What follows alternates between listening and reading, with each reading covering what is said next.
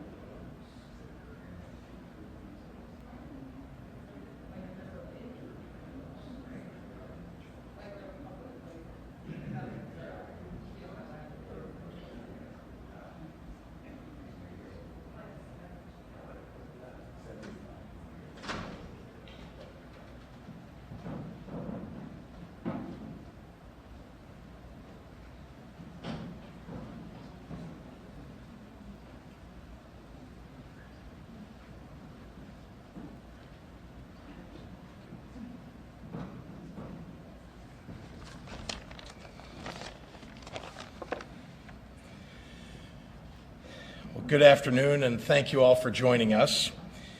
To our live stream viewers, today we're here live in Murfreesboro in Southern Illinois. Department of Public Health Director Dr. Ngozi Ezike is here with me. Emergency Management Agency Director Brigadier General Alicia Tate-Nadeau.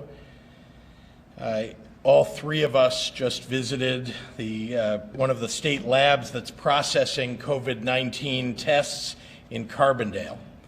Proud to say that the team at that lab are doing a terrific job on behalf of the people of the state of Illinois. Also with me today are Jackson County Board Chair Keith Larkin, Deputy Coordinator Orville Rao, and Director of Public Health Bart Hagston, as well as Mayor Stevens.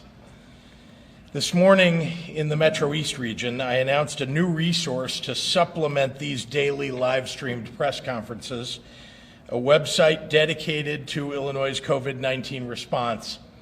Please take this down. It's a useful resource for everybody. You'll be able to find these press conferences as well as all the other information that we've put out for the public to see and know. The address is coronavirus.illinois.gov. This morning, I had the good fortune of visiting the Metro East region and speaking with the many people who are doing great work on the front lines, helping us to fight COVID-19 and helping us to keep the public peace. We had our state director of the Illinois State Police with us, Brendan Kelly, and we spoke about how important it is that people follow the rules that we've set out.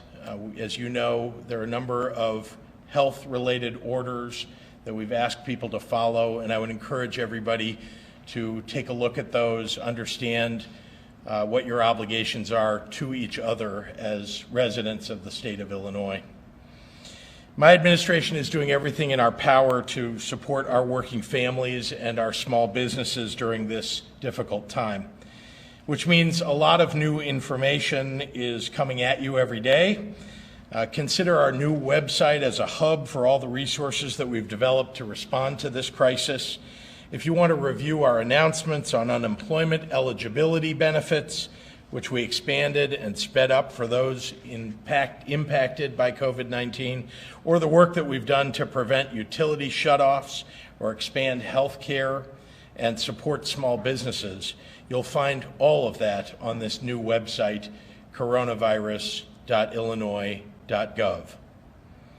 Some of you might look at the illnesses and deaths in other countries and think, well, that could never happen here.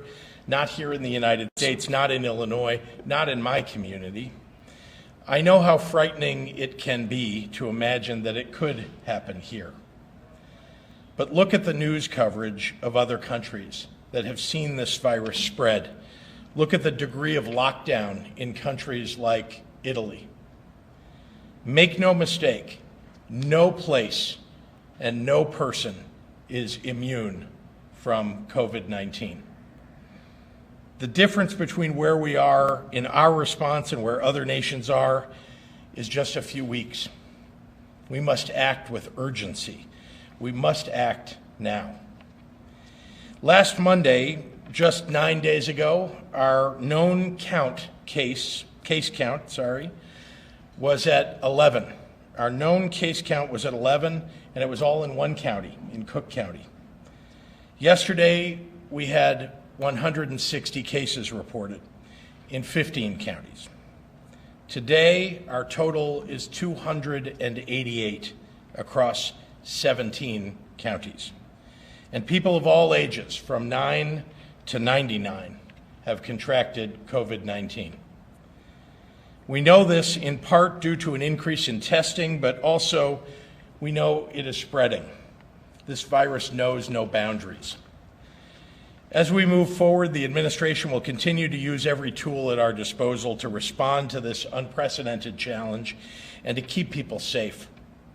But as rumors continue to swirl, I do want to assure all of you, essential services will always remain available.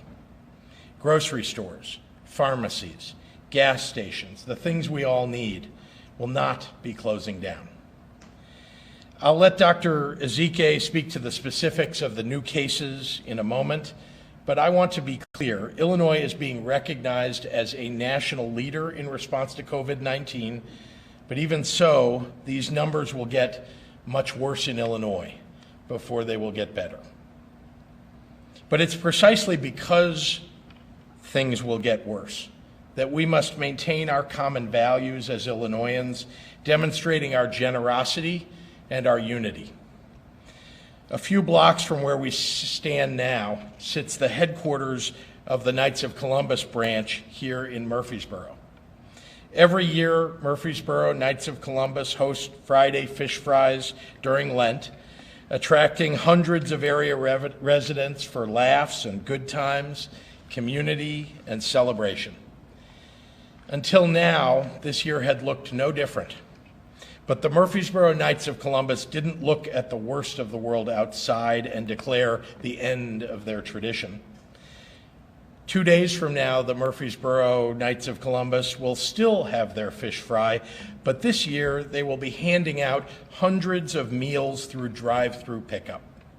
A community coming together, providing meals to support their neighbors, and keeping each other safe. When this is all over, we will still have each other. So let's hang on to that comfort and allow the bonds that connect us to carry us forward. Thank you all, and now I'm pleased to introduce our State Director of the Department of Public Health, Dr. Ngozi Ezike. Thank you, Governor. As the Governor mentioned, we do now have 288 cases in 17 counties across Illinois. I'm not saying this lightly, but unfortunately, the grim truth is that these numbers will continue to grow significantly, as will likely the unfortunate statistic of fatalities. Yesterday, we did tell you about outbreak in a nursing home. Long-term care residents are our most vulnerable population and at the greatest risk of severe illness. That's why to prevent introduction of the virus into the nursing homes, we need to protect the healthcare workers who provide care to those residents from infection. We need to make sure that our healthcare workers are healthy and that they have the appropriate PPE. We are screening all healthcare workers before they present to work in the nursing home to make sure that the people charged with caring for our elderly loved ones are not the ones bringing the virus into them. And likewise with visitors, that is why it seems so harsh, but it's why we have to keep visitors out. We know that visitors wanting to see loved ones are also transmitting this virus, bringing it into the nursing home, again, putting at risk the people that they care for. Limiting visitors will decrease the possibility of this virus affecting our most vulnerable and will limit the spread. These actions are not taken lightly and are not meant to be cruel. Quite the contrary, we're trying to take care of our residents. It will take every single person in our community to do their part to break this cycle. We have to break the cycle of disease transmission. That means if you're ill and you're otherwise healthy and you think you probably were exposed to a COVID case, but you're healthy, you can weather this illness. You don't need a test. Assume you have COVID and stay home. Stay home and don't transmit it to another person. We need to keep those hospital beds for critically ill people and not for people who would have gotten well on their own at home. If we can keep those beds available, we don't want to see a situation where we have more people that need a bed than we have beds and have to decide who gets care and who doesn't. So that's what we mean when we say flattening the curve. We don't want to overwhelm our healthcare capacity. And so people who can stay home and be safely, again, there's no specific medicine. So if you can stay home and weather it out, you are doing a tremendous part in creating a bed for someone who really needs it and whose life can be saved. So everyone has a role. If you have a mild illness and you're healthy, stay home till you're well. If you're a senior, stay home. You have earned the right to stay home and have one of your community members drop some food off for you at your door. Let the community work for you to keep you safe at home, away from gatherings and large groups that could put you at significant risk. If you're a kid and you're home from school, which is all of our kids, don't undermine the school closures by now creating play dates with a bunch of your friends that you would have been at school. That just negates the benefit of the school closure. If you're a tween, the same thing. Don't call everyone over and socialize. We've got to limit our exposure at all levels, every age. The fewer people you're exposed to, the lower your chance of contracting the virus and then transmitting it. The drastic steps we're taking now are what we have to do. Closing the schools, closing the restaurants, but it will decrease the number of people who become infected, and that's what we want. With fewer people infected, there's less illness. With less illness, fewer people need care. With less people needing care, less people needing ICU beds, which of course are limited. We can't strain our healthcare system beyond its limits and then be choosing who gets care and who doesn't. Let me start by thanking Team IDPH, the Illinois Department of Public Health.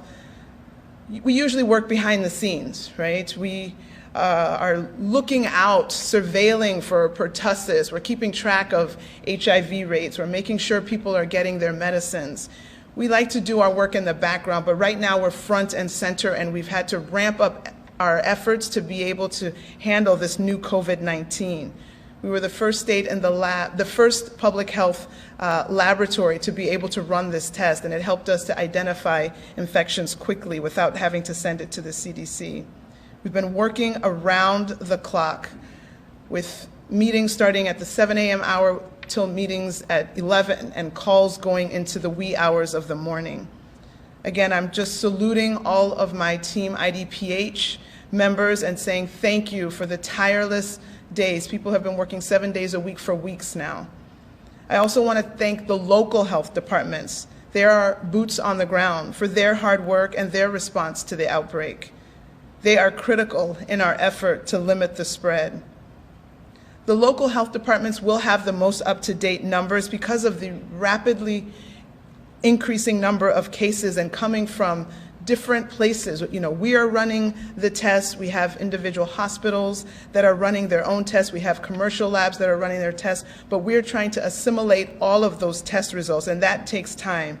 So we can't update our website in real time. We'll be updating it once a day. But if you look at your local health departments, you might see their information updated quicker than our daily update. Again, we'll have these daily press briefings so that we can keep you up to date and let you know what is happening. In the meantime, I want you to know that we are not able to break down the information for you necessarily by county, but again, use your local health departments who will be able to update their information more regularly. I again want to ask everyone to do their part and help us break the cycle of spread. And that means staying home as much as possible. It will take every single one of us making every sacrifice that we can to reduce the spread of this virus and free up our healthcare system to care for those who need it most. Every action each of us takes as an individual has an effect on the entire community. Let's take as many actions as possible to help our community weather this extraordinary situation with the lowest loss of precious lives as possible. And now I'll briefly review my comments for our Spanish-speaking population. Hola, me llamo Ngozi Ezike y yo soy la directora del Departamento de Salud Pública en Illinois. Como dijo el gobernador, ahora tenemos 288 casos en 17 condados en todos Illinois. Los números seguirán creciendo y anticipamos muertos adicionales. Esa es la realidad. Ayer reportamos el primer brote en un asilo de ancianos en Illinois. Los residentes del asilo de ancianos son nuestra población más vulnerable y con gran riesgo de enfermedad grave y también muerte. Para prevenir la transmisión del virus en estos lugares, debemos prevenir infección a los trabajadores que cuidan a esos residentes. Cada persona tiene que hacer su parte para romper el ciclo de transmisión de COVID-19. Si está enfermo, queda en casa. Si está solo un poco enferma y es una persona saludable, probablemente es COVID, pero no lo necesita una prueba y no lo necesita ir al hospital. Mantener su distancia, 6 pies entre personas. Evitar eventos. Mucha gente en el mismo lugar aumenta el riesgo a encontrar COVID-19. Los drásticos pasos que estamos tomando ahora, como cerrar escuelas y restaurantes, van a ayudar a reducir la cantidad de personas que se infectan y protegerán a las personas con mayor riesgo de enfermarse gravemente. Con menos personas infectadas hay menos enfermedades. Con menos enfermedades, menos personas necesitan atención médica. Con menos personas que necesitan atención médica, menos vamos a una tensión en nuestro sistema médico y podríamos servir a los que más lo necesitan. Realmente, todos tenemos que hacer estos sacrificios para reducir la transmisión del virus en Illinois. Vamos a hacerlos juntos. Gracias. And with that, I will turn it over now to Director Tate Nadeau of the Emergency Management Agency. Thank you, Dr. Ezeke. And I'd like to thank Governor Pritzker for his leadership during this very difficult time. And I would also like to turn behind me and thank my partners here in emergency management for all that they do. You know, relationships like this are not born overnight. But what we do see is that whenever we have a situation like we have now that is ever evolving, those relationships that are tried and true and have been tested are then even stronger whenever we get into a situation like today. So I would like to absolutely thank our local partners here today. It really is where we make a difference in our communities as at the local level, so I would definitely thank you for that. Today, the role of emergency management is to support our state and local health departments to coordinate the state resources used to respond and recover from this disaster. Behind the scenes, we are using what we refer to as a whole community approach to support and respond to an unprecedented health crisis. Right now, the State Emergency Operations Center is working with more than 56 state partners and 108 counties, along with mutual aid partners and federal counterparts to address the needs of our local communities. Through careful collaboration, all counties in Illinois now have a thorough housing plan to address the needs of their residents during this disaster. As we speak, we have teams and subject matter experts that are building response plans for days and weeks ahead as we explore the novel corona spread across our state. Another key initiative that the state of Illinois is working on is through Illinois Public Health and to prioritize the resource requests that we have for personal protective equipment and to communicate other methods can be employed to protect against the disease. No nurse, doctor, paramedic, or first responder should ever go without the equipment they need to do their job.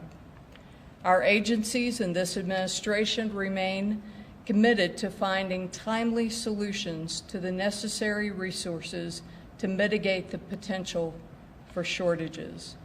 Also working behind the scenes is our Business Emergency Operations Center. We have all seen photos online of bare store shelves. There have been a lot of warnings about dangers of hoarding, and I'd like to echo those sentiments. In response to these reckless actions, we have activated our Business Emergency Operations Center to work with our private sector partners to address any supply chain needs identified in our communities. We are currently working with over 220 individuals and 150 private sector organizations, over 16 critical infrastructure sectors. Rest assured that our Illinois retailers and our private sector partners are just as committed to the state of Illinois to identify and address these needs. Now I'd like to turn the podium over to Chairman Larkin.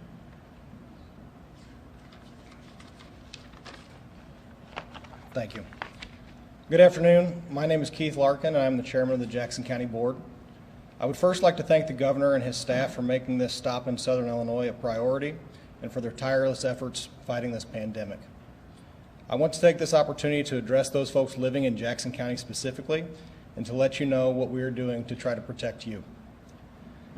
The board has been working hand in hand with our public health, law enforcement, and emergency management agencies to implement the recommendations of the CDC and the state public health department.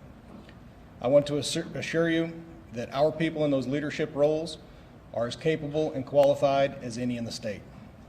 It is our goal to make public communication a priority during these uncertain times. When we have information and recommendations, you will know. Please follow the Jackson County Health Department and Jackson County EMA websites and Facebook pages for the most up-to-date information. The county is trying to lead by example when it comes to on-site staff reduction and social distancing. Essential functions of the county and the courts will continue to operate. However, I have made the recommendation that the county offices reduce staff to only those absolutely necessary, and if conditions require, we may close those offices completely. As of this moment, there are no known cases of COVID-19 in Jackson County. Your efforts to implement social distancing recommendations are a big reason for that, and I urge you to continue to follow them and any new guidelines that come out. I also want to thank Jackson County Clerk Frank Bird and his staff for successfully holding an election yesterday. I know the circumstances were uniquely challenging, but it is important that we continue to hold up our American ideals through these times. In closing, I just want to remind everyone that we're in this together. The best part of living in Southern Illinois is the community. Certainly you should follow the guidelines from health officials, but don't let fear steal your humanity. Don't miss an opportunity to check on friends and family. Make sure your elderly neighbors are taken care of. Support local businesses any way you can. We are going to get through this together. Make sure that when this is over, your stories are stories of kindness and community. Thank you very much, and I'd like to turn it back over to the governor for questions from the press. Thank you, Mr. Chairman.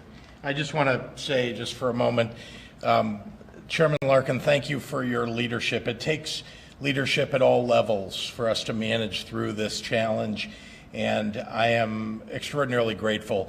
All the people who stand behind me today and who lead their communities are doing what I think is necessary, which is leading with calm, understanding, and also with planning and organization to make sure that we can get through this together, and we will. We will get through this. So happy to take any questions from members of the press. Yes, sir. Yeah, Governor, a couple questions. First, the Italy that you touched on it made headlines in St. Clair County. So it's a real possibility, not going to happen now, but a real possibility we could end up in a lockdown like Italy. What I would say is that we should look at the mistakes that were made in Europe as this crisis was coming upon them, as this coronavirus was spreading, and it should be a cautionary tale to all of us that we need to make sure that we're distancing ourselves, socially distancing ourselves, that people are isolating themselves when they feel, that they might have even a cold. Please stay home. If you have the flu, please stay home. If you don't feel well, please stay home, because here's why. Yes, you may not have the coronavirus, but if you get somebody else sick and then they get coronavirus, or if you get coronavirus while you are sick with the flu or a cold, your risk goes up significantly. And you're putting other people at risk when you go out and potentially transmit whatever it is that you may have. And by the way, you should just assume that you may have coronavirus. Just assume that. What would you do? You should self-isolate. That is the right thing to do. So if you're not feeling well, stay home. My point in pointing to Europe is we need to avoid what happened in Italy. And we need to take the actions now to make sure that we do that.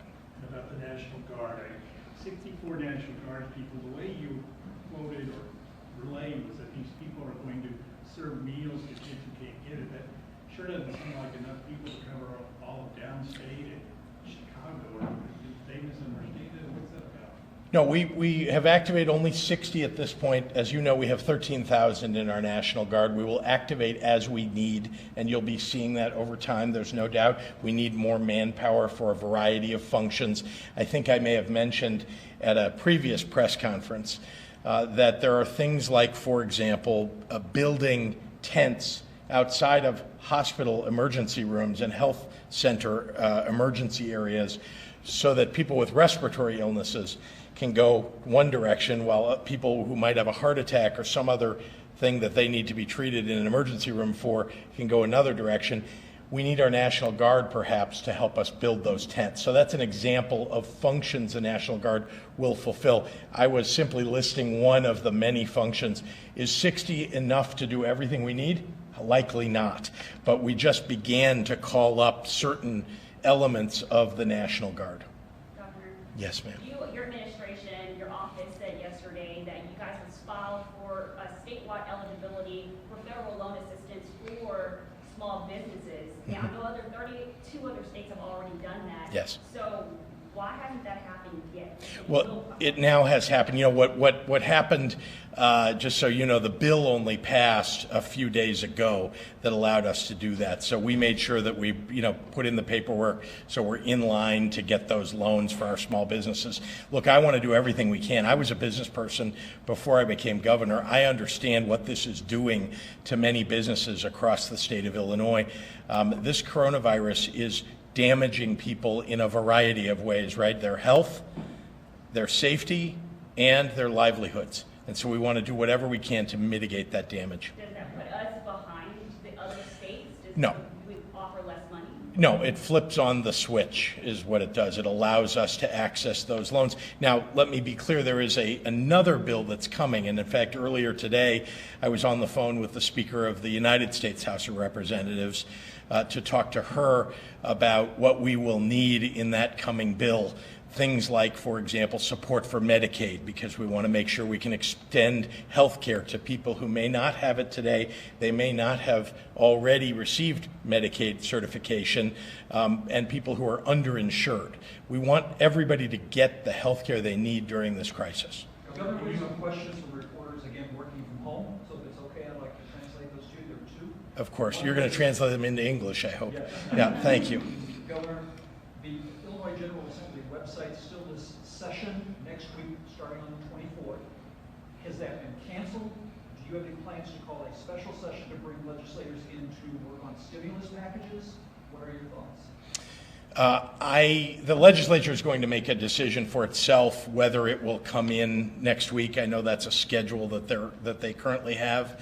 But I think things have evolved rapidly, as you've seen. So I will leave that up to the Senate President, the Minority Leader of the Senate, the Speaker, and the Minority Leader of the House.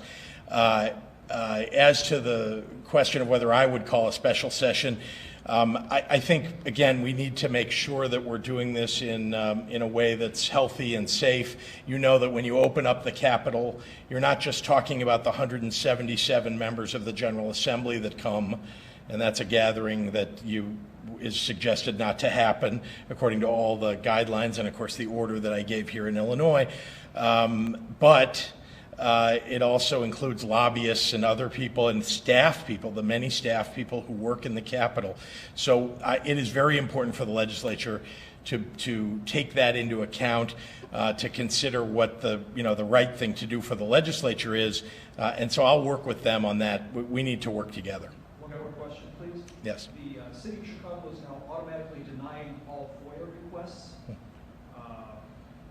you have any plans to suspend FOIA during this situation, or what would you be in favor of? No, we'll continue to respond to FOIA requests. I mean, I would ask members of the media and the public who put in FOIA requests to have some patience, because we do have people working at home. We are, we have fewer staff people in the office able to access the kinds of documents that people are looking for in their FOIA requests. So hopefully people will be a bit patient, but we intend to fulfill FOIA requests. Look, the city has a different plan for how many people will be working at the office, and the decision making at the city is different than ours maybe. But I know what works for us. I don't know how they fulfill their FOIA. I know how many staff people we have available to do it. We're going to try to fulfill those. We just need people to give us a little bit of leeway.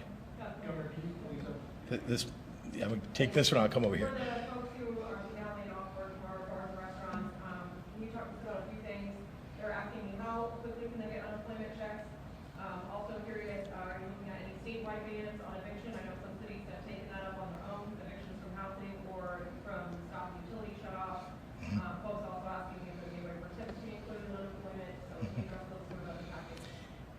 You listed a few things. If I forget a few, you'll remind me.